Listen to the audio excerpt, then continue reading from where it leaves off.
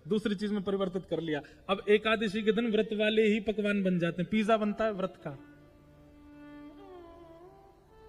व्रत वाले डोसा बन जाते हैं, व्रत वाली इडली बन जाती है, व्रत वाले चाइनीज भी बन जाते हैं। ये भी एक प्रकार से भार ही है। आपको भार लग रहा है तो आपने उसका सब्स्टिट्यूट ढूंढ लिया। नहीं, ये तो सौभाग्य होना चाहिए। 10वीं को, आज 10वीं है तो नाच रहे हैं महाराज, क्यों? एकादशी आ रही है, कल तो हम व्रत करेंगे, अपने श्याम सुंदर के लिए व्रत करेंगे, नृत्य हो रहा है।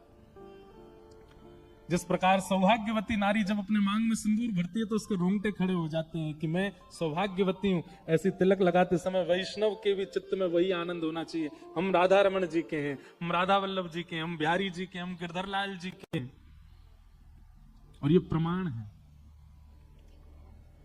सौभाग्य लगे तो ही धाम जाइए, तो ही कथा सुनिए, तो ही नाम जप कीजिए, तो ही वेश धारण कीजिए, तो ही सेवा कीजिए, भार लग के नहीं। रत्नावती अपनी दासी से कहती है, बोले संत सेवा की व्यवस्था करवाओ, मुझे संत सेवा करनी है, मुझे उनसे वो प्रसाद चाहिए कि मुझे वो नित्य निकुंज प्रदान कर दें। मुझे रात्रि में शयन में निकुंज और दिन में उठते ये रोज पता लगना कि मैं एक रानी हूं, मुझे बहुत कष्ट देता है। मुझे ये कष्ट नहीं चाहिए, मैं सदा के लिए बस निकुंज में ही रहूं। वो कृपा यदि संत दर्शन से मिलेगी तो मुझे संत सेवा करनी है। दासी ने ऐसी व्यवस्था कराई कि रत्नावती जी के महल के नीचे ही पीछे की तरफ एक भवन जैसा बना दिया और उस भवन में झीने झीने से पर्दा लगा दिए और प्रचार करवा दिया। दूर दूर तक संत महात्मा जो भी हैं, दासों को लगाया, कहीं भी कोई मालाधारी संत भेषधारी दिखे उनको ले आना, ला करके सब यहीं आमे आकर के प्रसाद पावे, सबकी सेवा हो। अब तो आमेर में रत्नावती जी के यहां संत आने लगे। लेकिन रत्नावती कैसे दर्शन करती है? जीना सा एक पर्दा लगा है, वहीं बैठी रहती हैं, और वहां जो भी संत आते हैं सबको वहीं से दंडवत प्रणाम करती हैं, वहीं से सबको वंदन करती हैं, वहीं से संतों की ऐसे बलैया ले लेती हैं, वहीं से संत चरणों के दास जाकर के जो चरण प्रक्षालन कर लाते हैं, भीतर लाके रानी को देते हैं, वहीं बैठ के पी लेते, दूर से ही दर्शन करती है। कहीं से भी ऐसा झलकने नहीं देती कि वो एक रानी है। दीनता है, पर हां मर्यादा जो कुल की है उसमें अभी भी बंधी है।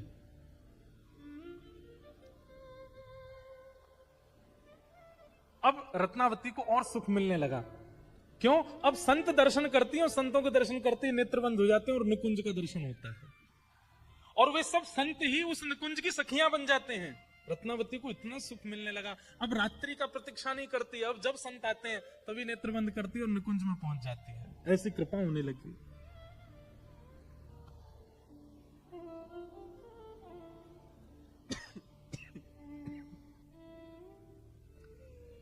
संतों का आगमन होने लगा, रत्नावती बड़ी प्रसन्न थी। तभी एक दिन हमारे वृंदावन के ब्रजवासी पहुंच गए, और ब्रजवासी ब्रज को भजवे वारे, ब्रज की उपासना करवे वारे, ब्रज के नाम गुणगान करवे वारे, वे सब पहुंच गए।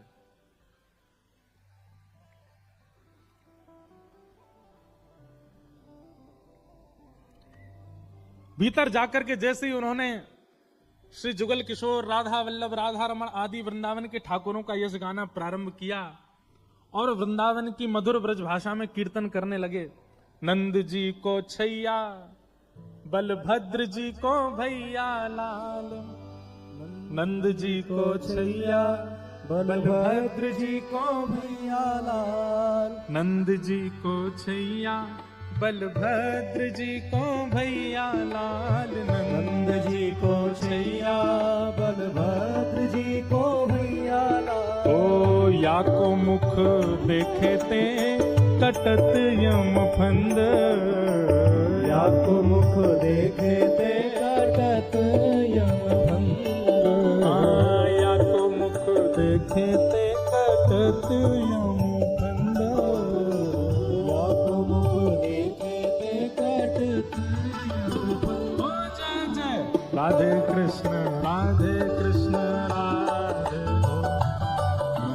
राधे कृष्ण, राधे कृष्ण, राधे गोविंद।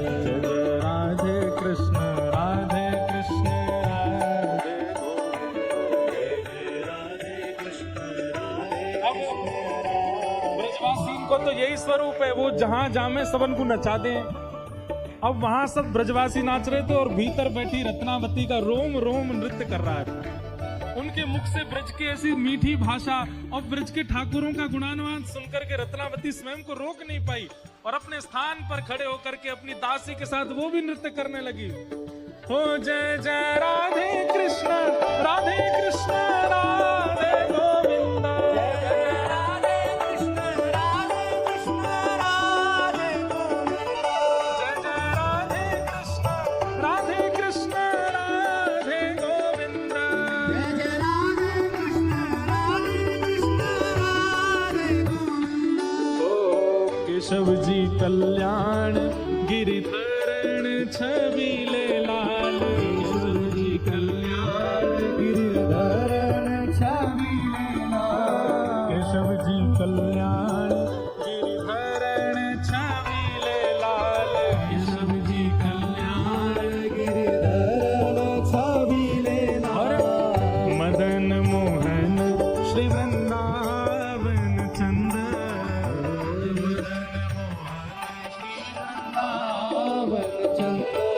ओ मदन मोहन श्री वृंदावन चंद, मदन मोहन श्री वृंदावन चंद।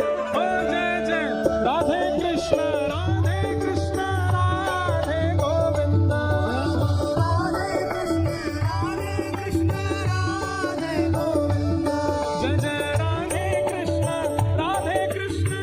राधे गोविंदा, राधे कृष्ण नंद के लाला की।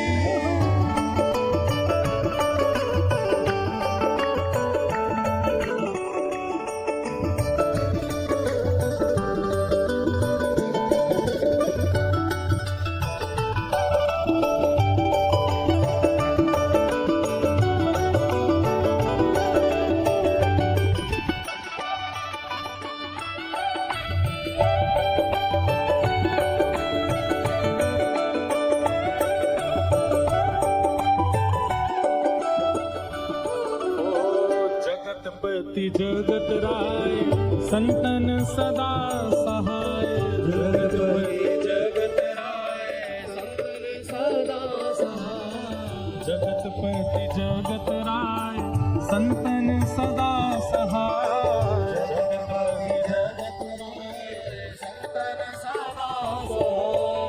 या के गुण गावे स्वामी परमानंद, या के गुण गावे स्वामी परमानंद, ओ या के गुण गावे स्वामी परमानंद, या के गुण गावे स्वामी परमानंद।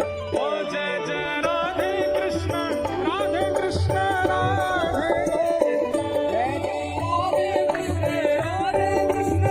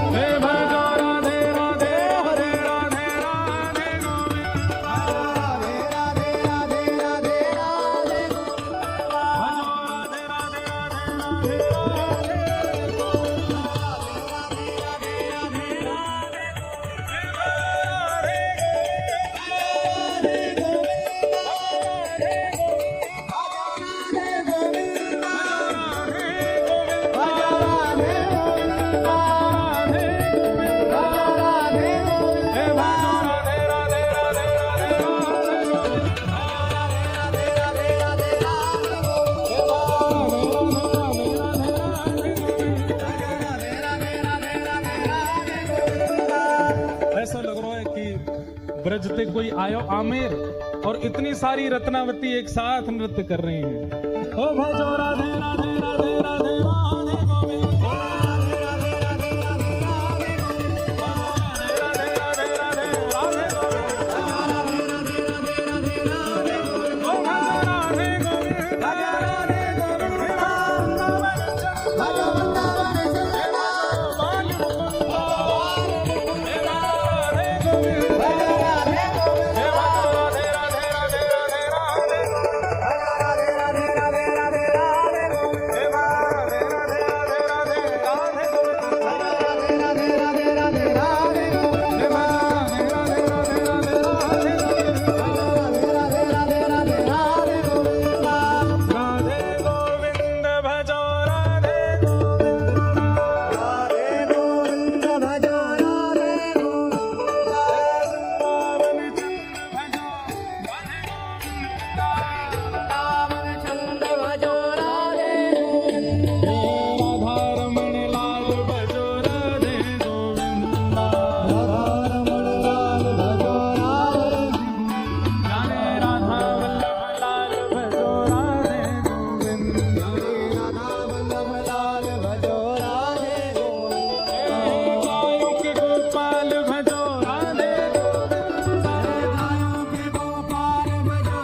गोविंद,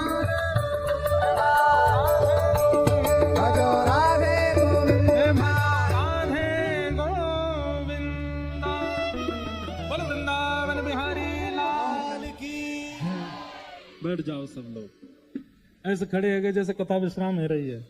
बैठो। रानी रत्नावती नृत्य करने लगी।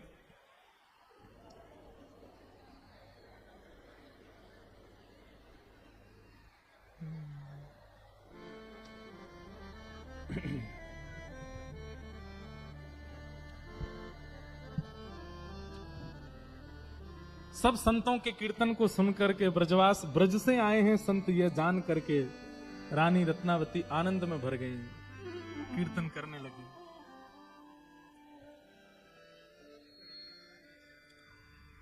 कुल की कहानी कहाँ लग करी हूँ, कुल की कहानी कहाँ लग करी हो, तू आगे मैं कहूँ जो साची, तो आगे अब काहू नहीं डरी हूँ, अब काहू नहीं डरे हूँ। दासी ने रत्नावती जी का हाथ पकड़ा। महारानी, आप अपने अपने रूप को भूल रही हैं। आप ऐसे नृत्य नहीं कर सकती। यहाँ सब सेवक जन हैं, ये सब संत जन हैं, आप भले ही पर्दे में हैं, आपको इस प्रकार नृत्य नहीं करना चाहिए।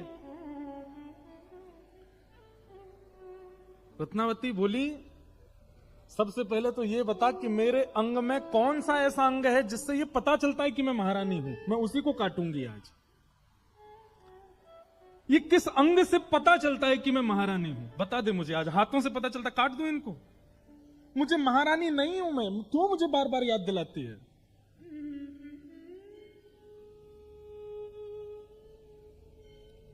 राजा को पता चला तो, महाराजा को पता चला तो, और उनको पता चला तो सब लोगों को क्या बात बनाएंगे सब लोग? सूरदास जी गा रहे हैं, कुल की कहानी कहाँ लग करी हूँ, कुल की कहानी कहाँ लग कर हो। लोग कुटुंब जग के जे कहियत, लोग कुटुंब जग के जे कहियत, पहले सबहि निदरी हूँ, पहले सबहि निदरी हो। अब यह दुख सही जात नामों पे, अब यह दुख सही जात नामों पे, अब यह दुख सह जात नामों पे, अब यह दुख सही जात नामों पे। विमुख वचन सुन मरे हूँ, विमुख वचन सुने मरे हो। जीवन भर ये रानी का चोला पहन करके महलों के भीतर बैठ करके इन विमुखों के बीच में मरना है क्या मुझको?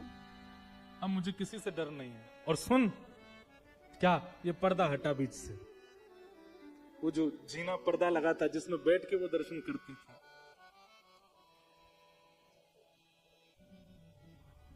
दासी तो घबरा रही थी, रानी ने ही पर्दा हटाया। और आज पहली बार वो देहली पार करके गई, और जो ब्रज से आए संत थे उनके चरणों में साष्टांग दंडवत प्रणाम किए।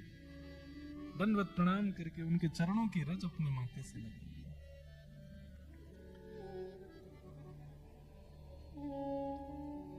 भक्ति निडरता भी देती है, लेकिन ऐसी निडरता नहीं कि महाराज दो चार मल्ल देखे तो लड़वे पहुंच गए, वो वाली निडरता नहीं। पर ये भय समाज का, संसार का, लोक का, संप्रदाय का, और कहें तो जाति का, इन सब का जो भय चित्त में व्याप्त रहता है, ये निडरता नहीं है। ठाकुर जी इतने बंधनों में हमको बांध के दुनिया में भेजते हैं। धीरे धीरे धीरे भक्ति की धार इतनी पैनी होती चली जाती है कि धीरे धीरे सारे बंधन अपने आप कटते चले जाते हैं। जात पात पूछे नहीं को, हरि को भजे सो हरि को। ये जाति में हम कब तक हैं पता है? ये चैलेंज है हमारे लिए कि हम ये हैं, हम ये हैं, हम ये हैं। आप अपनी भक्ति की स्थिति से, अपने भक्ति के स्तर से एक दिन उसको काट दो।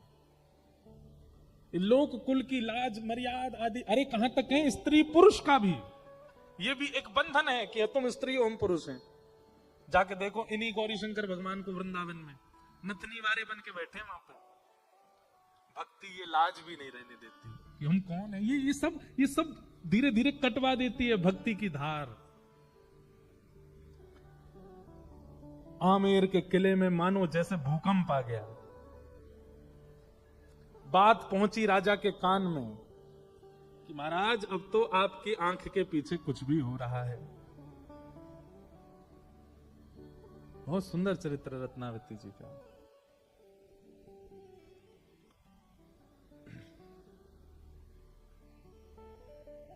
आपके पीछे कुछ भी हो रहा है। कहीं कहीं मीराबाई का चरित्र और श्री रत्नावती जी का चरित्र समसा लगता है, लेकिन एक बात हम स्पष्ट करें, मीराबाई पर कभी कभी लोगों को ऐसा लगता है कि जो राणा जी उन पर कष्ट पहुंचाते थे वो उनके पतिदेव थे। नहीं, उनके देवर थे। उनके पति तो परम भक्त थे। मीराबाई का अगर हुआ तो कल मीराबाई जी का प्रसंग सुनाएंगे। और दीदी बार बार हमको रोज छेड़ देती हैं, महाराज जी मीराबाई जी मीराबाई जी।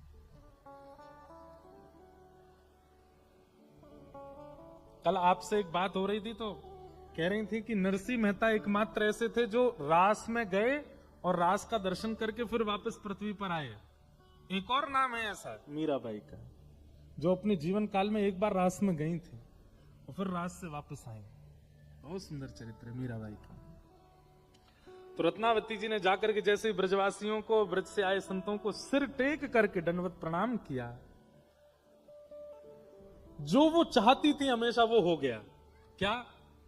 तुरंत उनको ऐसा लगने लगा ये आमेर नहीं है, ये राजकिला नहीं है, मैं कोई रानी नहीं हूं, यहाँ तो निकुंज है, ये यमुना जी बह रही हैं, ये सब जितने भी सामने संत जन हैं, ये सब ब्रजवासी गण विचरण कर रहे हैं, मैं भी एक ब्रज की गोपी हूं। ओहो देखो दूर कदम्ब के नीचे बैठ करके श्याम सुंदर टेर से मुरली बजा रहे हैं। मानो प्रणाम करते ही निकुंज में प्रवेश हो गया उनका, वो निकुंज का दर्शन हो गया। जो वो चाहती थी कि मैं जागृत अवस्था में निकुंज में प्रवेश करूं, वो उनको होने लगा अनुभव।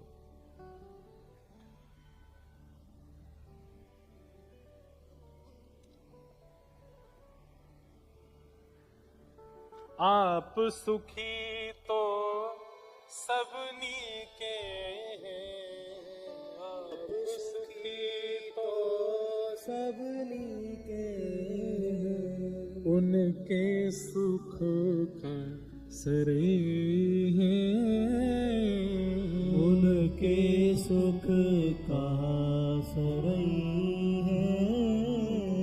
सूरदास प्रभु चतुर शिरोमणि, सूरदास प्रभु चतुर शिरोमणि, सूरदास प्रभु चतुर शिरोमणि, सूरदास प्रभु चतुर शिरोमणि। अब के हुए कछु लरे हों, अब के है कछु लरे हो। हम सुखी हैं तो हमको सब अच्छे लगेंगे, लेकिन हम ही यदि परेशान हैं तो कितनी भी भक्ति भावना चित्त में आ जाए सब परेशानी दिखेंगे। जाकी रही भावना जैसी प्रभु मूरत देखी तन तैसी। सूरदास जी कह रहे हैं कि एक बार चतुर शिरोमणि से ठाकुर जी के है गए, अब बाकी के भली हमसे लड़ते रहे, हमें इसकी कोई चिंता नहीं, हम तो उनके है गए बस। श्याम सुंदर सदा हमको प्यारे रहे, हम उन्हीं के रहे, वो हमारे रहे।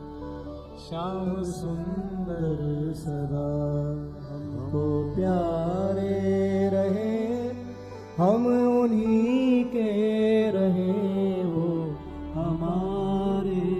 मैं एक बात कहता हूं कथा में कभी कभी कि रूठे चाहे राजा वासे कछु न काजा, एक तू ही महाराजा और कौन पास जाएंगे। रूठे चाहे भाई वासे कछु ना भलाई, एक तू ही है सहाई और कौन को सराएंगे।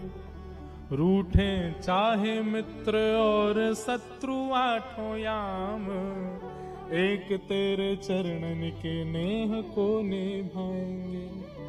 जग सारा झूठा एक तू ही है अनूठा, रूठ जाए चाहे सारा जग पर तू ना रूठा चाहे, रूठ जाए चाहे सारा जग पर तू ना रूठा। आज रत्नावती जी के मन में यही बात आ गई, अरे जीवन भर केवल इसी से वो रूठ जाएंगे, ये रूठ जाएंगे, राजा नाराज होंगे, कुल कहानी टूट जाएगी, आदि आदि, इन सब भय से मैं उनको रुठाए बैठी हूं जिनको प्रसन्न रखना चाहिए।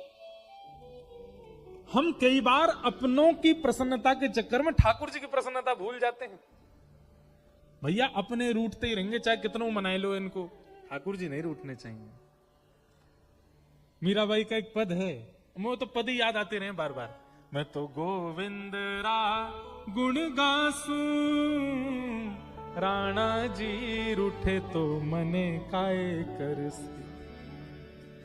मैं तो गोविंद रा गुण गासू, राणा जी रूठे तो मने काय करसी।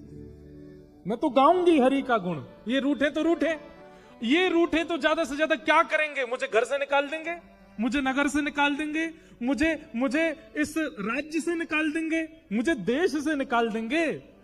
लेकिन त्रिलोकीनाथ रूठ गया, तीनों लोकों का स्वामी रूठ गया, तो मैं जाऊंगी कहां? उसके अलावा तो जगह भी नहीं है, तीनों लोगों के अलावा तो कुछ है भी नहीं, तो जाऊंगी कहां? अगर तीनों लोग से बेदखल कर दिया गया तो कहां जाऊंगी? ऐसे श्री रत्नावती जी सब छोड़ करके ठाकुर जी के श्री चरणों में निवेदित हो गई। अब कल सुनाएंगे इनके पतिदेव आए और उन्होंने फिर कैसी की, फिर उसके बाद मीरा चरित्र इसी में सुनाएंगे।